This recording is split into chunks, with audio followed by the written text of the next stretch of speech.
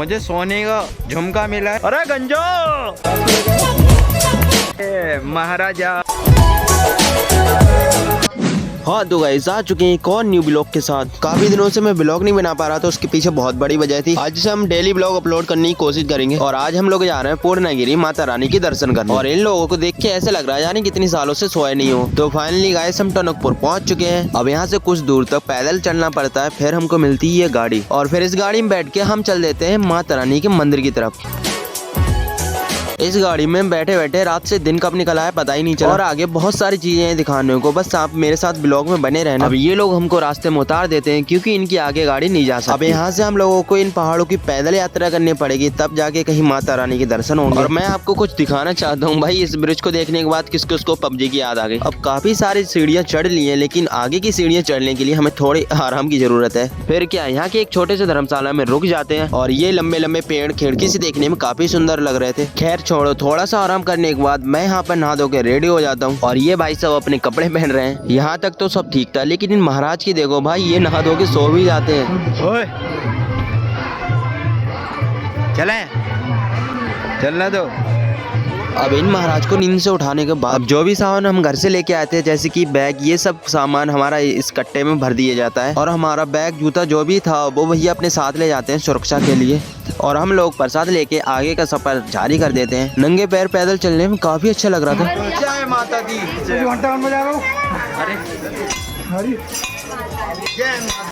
जोर से बोलो।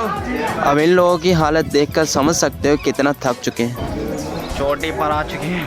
अब यहाँ पर इन महाराज के देखो, इनके हाथों में पता नहीं कौन सी चुल मची थी, अपने सर की टोपी हटा के हमारे सर पर रखते हैं। हमारे सर पे टोपी तो नहीं रखी जाती, लेकिन हमारी आंख जरूर फोड़ देते हैं। इस टोपी में कोई चीज लोहे की थी भाई, बहुत तेज लगी थी। सही बताऊं तो इतना दर्द हो रहा था, क्या ही बताऊं मैं। और ये जो मैं भीड़ दिखा रहा हूँ ये तो कुछ नहीं है, आप जब यहाँ पर आओगे ना तब पता चलेगा भाई। पूरे 4 घंटे तक भीड़ में खड़ा रहा हूँ, तब जाके कहीं माता रानी के दर्शन हुए हैं। और माता रानी के दर्शन करने के बाद यहाँ से कुछ खरीदारी करते हैं।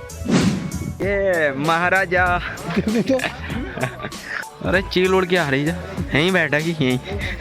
और चारों तरफ इन पहाड़ों के ऊपर बस पेड़ ही पेड़ दिख रहे थे। कुछ ठंडा खाने का मन हो रहा था तो यहाँ से हम एक एक चौकोबार लेते हैं और इनको खाते खाते आराम से चलते हैं, क्योंकि जितना अभी चढ़े हैं ना उतना ही अभी नीचे जाना है भाई। बहुत गर्मी है। ये हमारे बॉडी गार्ड है, एक आइसक्रीम में बिक गए। चीज का है कब निकले बहुत बढ़िया। और इस फल का नाम इतना अजीब था कि हम पे बोला ही नहीं जा रहा था, तंदमूर फल।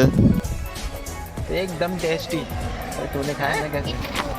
फिर जैसे ही मैं खा के देखता हूँ भाई, सच बताऊँ तो बहुत ही मीठा था। मीठी मीठी चीजें खा के हम छक गए थे, तो इस छोटी सी कन्या से हम जलजीरा लेते हैं और इस जलजीरे में बर्फ बिल्कुल नहीं पड़ी थी, फिर भी काफी ठंडा था। दया इधर आओ। सबसे कमजोर दया खो गया। अब ये जो सामने मैं पहाड़ दिखा रहा हूँ भाई, हम वहाँ पर गए थे माता रानी के दर्शन करने और वहाँ से यहाँ तक पैदल ही चलते हुए आए। अभी तो हम रोड आ रहे थे, लेकिन हमें यहाँ से मिलता है शॉर्टकट नीचे जाने का। और आगे चलने के बाद मेरे साथ ये होता है। आज हम जंगलों में चल रहे हैं। आज हम जंगलों में आए थे घूमने, लेकिन ये टोपी निकल गई।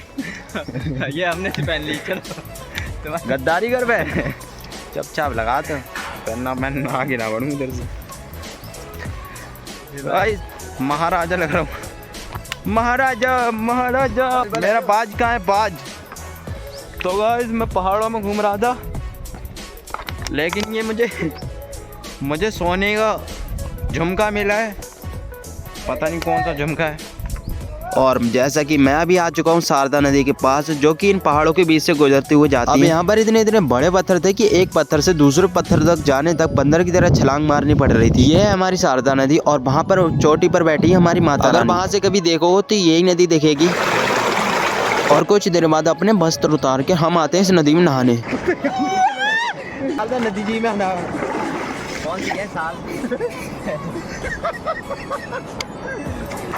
ये हमारे तो हम आज आए विदेश में नहाने। तो हम आए उत्तराखंड में नहाने, ये गर्मी से बचने के लिए। यूके हम उत्तराखंड में आए। अरे यूके अभी तो विदेश लगेगा बे। अरे यूके की ऐसी तैसी जाओ।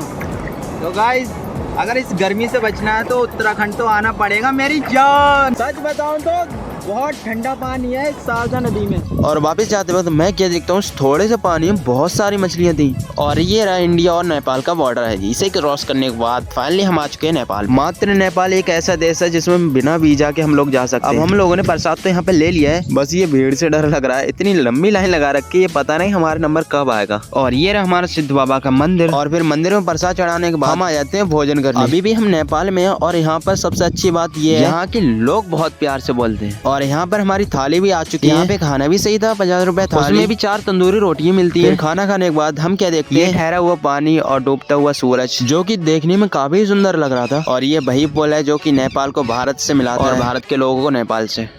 यहाँ से मैं आगे ब्लॉग शूट नहीं कर पाया किसी वजह से, लेकिन मुझे पता है आप लोगों को हमारा ब्लॉग पसंद आया होगा। तो इसी बात पर इस वीडियो को लाइक कर देना, चैनल पे न्यू तो सब्सक्राइब कर देना। फिर मिलते हैं एक और नए ब्लॉग के साथ, तब तक के लिए बाय।